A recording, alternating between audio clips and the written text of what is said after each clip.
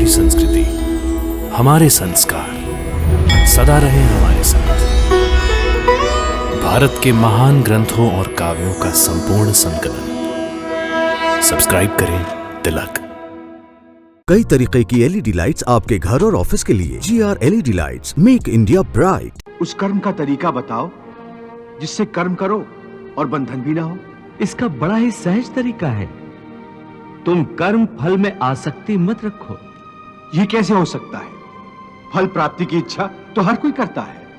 परंतु क्या इच्छा करने से मनुष्य को फल की प्राप्ति होती है? नहीं अर्जुन, क्योंकि फल तो प्रारब्ध के हाथ में है। और जो भी मनुष्य फल प्राप्ति की इच्छा करता है, उसका मन फल के बारे में सोचकर अपने कर्म और कर्तव्य से विचलित हो जाता है और उसे वो फल प्राप्त नहीं होता जिसकी उसने इच्छा की थी। पार्थ, मनुष्य केवल कर्म कर सकता है, फल कदापि मनुष्य के अधीन नहीं है। केशव, यदि फल की प्राप्ति मनुष्य या उसके कर्म के अधीन नहीं है तो कर्म ही क्यों करे? हे केशव, तुम्हारे कहे अनुसार यदि फल प्रारब्ध ने अपनी मर्जी से देना है तो फिर प्राणी को कर्म करने की आवश्यकता ही क्या है? कर्म करने की आवश्यकता क्या है, यह जानने से पहले यह तो जान लो कि प्रारब्ध क्या है, प्रारब्ध कैसे बनती है। हे केशव, प्रारब्ध क्या है उसे जानने में क्या मुश्किल है? यह तो सीधी सी बात है कि जो भगवान की इच्छा है वही मनुष्य का प्रारब्ध होती है। नहीं अर्जुन, नहीं, यह धारणा सत्य नहीं है। क्यों सत्य नहीं है? क्योंकि मैं किसी के प्रारब्ध नहीं बनाता, ना मैं किसी प्राणी के कर्म अथवा कर्म फल के हिसाब में दखल देता हूं। इसलिए प्राणी की प्रारब्ध बनाने में मेरा कोई हाथ नहीं होता। फिर कौन बनाता है प्राणियों का प्रारब्ध? प्राणियों के अपने कर्म। अर्थात ये कि प्राणी जैसे कर्म करेगा उसका वैसा ही फल पाएगा। अच्छे कर्म करेगा तो अच्छा फल मिलेगा और बुरे कर्म करेगा तो बुरा फल पाएगा। यही जो प्राणी के अच्छे बुरे कर्मों के अच्छे बुरे फल का हिसाब है, इसी को प्रारब्ध कहते हैं। अपने पुण्य कर्मों के फलस्वरूप सुख और अपने पाप कर्मों के फलस्वरूप दुख प्राणी इसी जन्म में या अपने अगले जन्म में भोगना ही पड़ता है। वो टल नहीं सकता। इसलिए अकर्मण्य हुए बिना निरंतर अपने धर्म के अनुसार कर्म करते जाओ और मन में यह पक्का विश्वास रखो कि जिस नियत के साथ तुम कर्म करोगे उसी नियत के अनुसार तुम्हें फल अवश्य मिलेगा। कर्म का यह अटल विधान है, इसमें कभी किसी के साथ अन्याय नहीं हो सकता।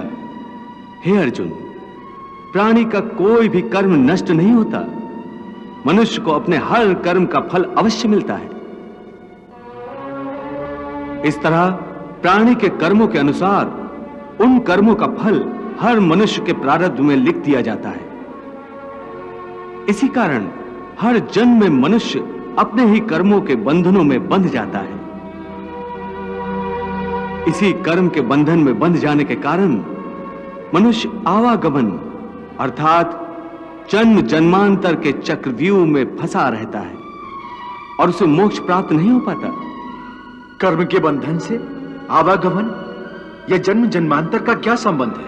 मनुष्य अपने एक जन्म में जो कर्म करता है, उन कर्मों के फल के रूप में पाप और पुण्य दोनों ही होते हैं। कभी पाप अधिक होते हैं तो कभी पुण्य। दोनों का दुख सुख भोगते हुए मनुष्य अपने नए जीवन में जो कर्म करता है, उनका हिसाब पाप पुण्य के खाते में नए सिरे से लिख दिया जाता है। इस तरह इन नए कर्मों को भोगने के लिए एक और नया जन्म लेता है और जन्म जन्मांतर का यह सिलसिला लगातार चलता रहता है और मनुष्य की आत्मा का अपने परमात्मा से मिलन नहीं होता, जिसे मोक्ष कहते हैं। हे कृष्ण, इसका अर्थ तो यह हुआ कि मोक्ष प्राप्त करने के लिए मनुष्य को पाप और पुण्य से बचने के लिए कोई कर्म ही नहीं करना चाहिए। सारे कर्मों का त्याग करके सन्यासी बन जाना चाहिए। कोई भी मनुष्य अकर्मण्य नहीं हो सकता। कर्म तो उसे हर स्थिति में करना पड़ता है। परंतु सन्यासी तो कर्म का त्याग तो करते ही हैं। हे पार्थ, सन्यासी भी कर्मों का त्याग नहीं करते, न ही कर सकते हैं। मैंने पहले ही कहा था कि सन्यासी भी कर्म करते हैं। खाना पीना, उठना बैठना, तपस्या करना, साधना करना, ये सब भी तो कर्म ही है। कर्म से कोई कैसे मुक्त हो सकता है? अकर्मण्यता श्राप है, कर्म योग वरदान। कर्म किए बिन जगत में प्राणी मृतक समान, प्राणी मृतक समान। यदि प्रारब्ध ही सब कुछ है तो कर्म की आवश्यकता क्या है? कर्म बिना प्रारब्ध न बनता, इसलिए कर्म विधान बना है। फल पर यदि अधिकार नहीं तो कर्म का पौधा क्यों बोना है? कर्मों के फल की प्राप्ति है अर्जुन, जन्मों का लेखा जोखा है। कर्म से हो सब धर्मों का साधन, इसलिए कर्म महत्व बड़ा है। हे केशव, जब कर्म से मनुष्य मुक्त नहीं हो सकता तो वो कर्म कैसे करे कि उसे पाप और पुण्य से मुक्ति मिले?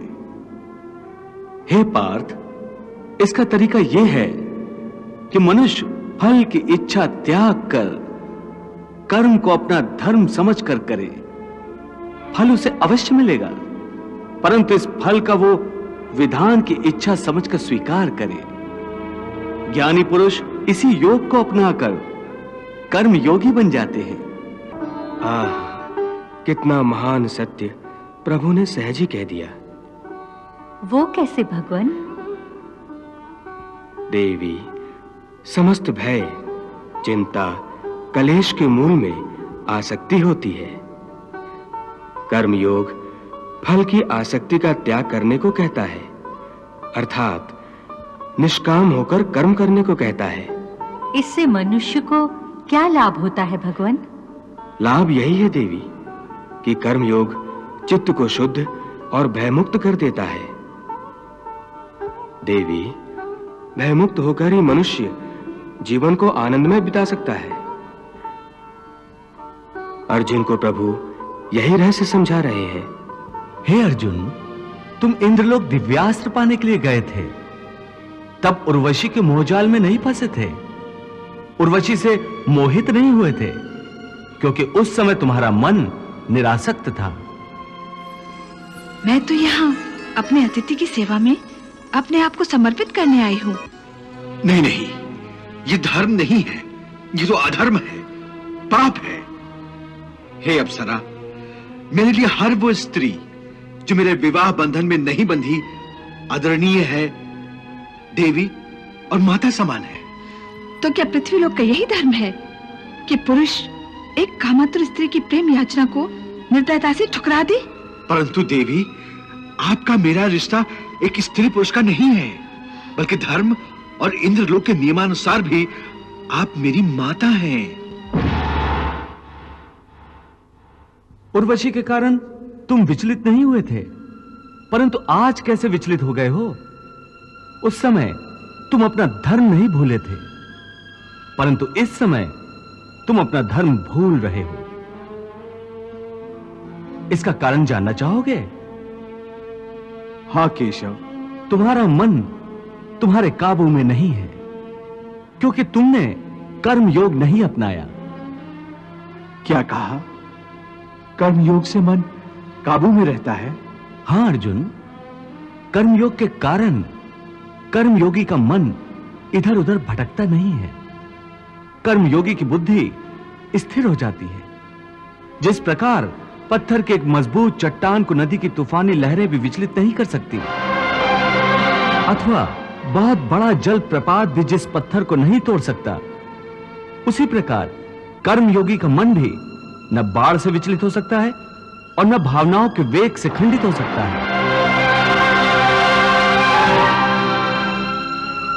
हे पार्थ, इसलिए तुम निष्काम कर्मयोग की साधना करो, और निष्काम कर्मयोग की सबसे बड़ी विशेषता यह है कि तुम कर्म करते हुए भी कर्म के बंधनों में बांधे नहीं जाओगे। हे केशव, कर्म करते हुए भी कर्म का बंधन नहीं होगा, ये कैसे संभव? उस कर्म का तरीका बताओ जिससे कर्म करो और बंधन भी ना हो। इसका बड़ा ही सहज तरीका है। तुम कर्म फल में आसक्ति मत रखो। ये कैसे हो सकता है? फल प्राप्ति की इच्छा तो हर कोई करता है। परंतु क्या इच्छा करने से मनुष्य को फल की प्राप्ति होती है? नहीं अर्जुन, क्योंकि फल तो प्रारब्ध के हाथ में है, और जो भी मनुष्य फल प्राप्ति की इच्छा करता है, उसका मन फल के बारे में सोचकर अपने कर्म और कर्तव्य से विचलित हो जाता है, और उसे वो फल प्राप्त नहीं होता जिसकी उसने इच्छा की थी। पार्थ, मनुष्य केवल कर्म कर सकता है, फल कदापि मनुष्य के अधीन नहीं है। केशव, यदि फल की प्राप्ति मनुष्य या उसके कर्म के अधीन नहीं है, तो कर्म ही क्यों करे? क्योंकि मनुष्य का धर्म है अपने कर्तव्य का पालन करना, इस कर्तव्य पालन के लिए आवश्यक कर्म करना। परंतु हे केशव, फल प्राप्ति की कामना छोड़ने पर मनुष्य में कर्म करने की प्रवृत्ति उत्पन्न कैसे होगी? यदि फल की इच्छा न रहेगी तो मनुष्य कर्म ही क्यों करेगा? हे अर्जुन, जो साधारण मनुष्य फल की इच्छा से ही कर्म में प्रवृत्त होते हैं, वो सुख दुख आदि के चक्र में फंस जाते हैं। उनकी मन शांति नष्ट हो जाती है। हर पल हर समय फल प्राप्ति के विचार से उनकी निद्रा उड़ जाती है। हे पार्थ, तुम दुर्योधन और उसके भाई को ही देखो। बचपन से ही दुर्योधन, शकुनी और दुशासन आदि ने हस्तिनापुर के सिंहासन को प्राप्त करने के लिए कितने अधर्म किए, याद है ना तुम्हें? उन्होंने जब भीम भैया को पानी में फेंक दिया था, और वो घटना भी याद होगी जब इन्हीं कौरवों ने तुम सब पांडवों को लाक्षागृह में जलाकर मार डालने की चाल रची थी।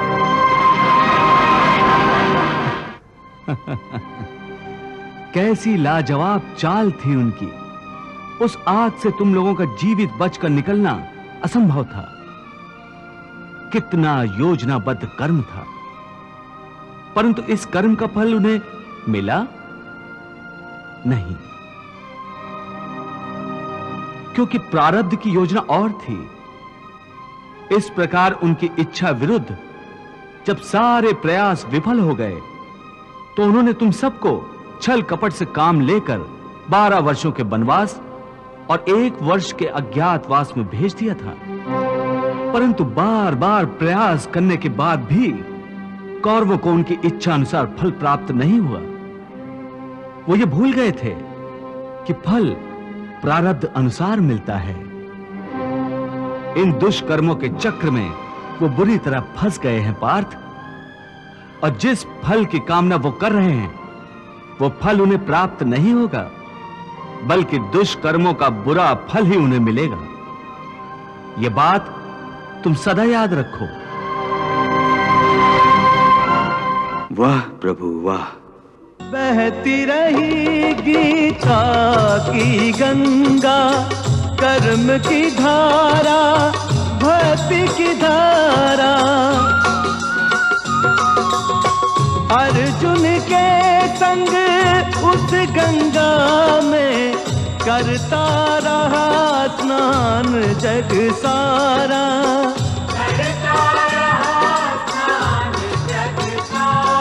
सब धर्मों के भेद भुला के एक मेरा शरणागत हो जा।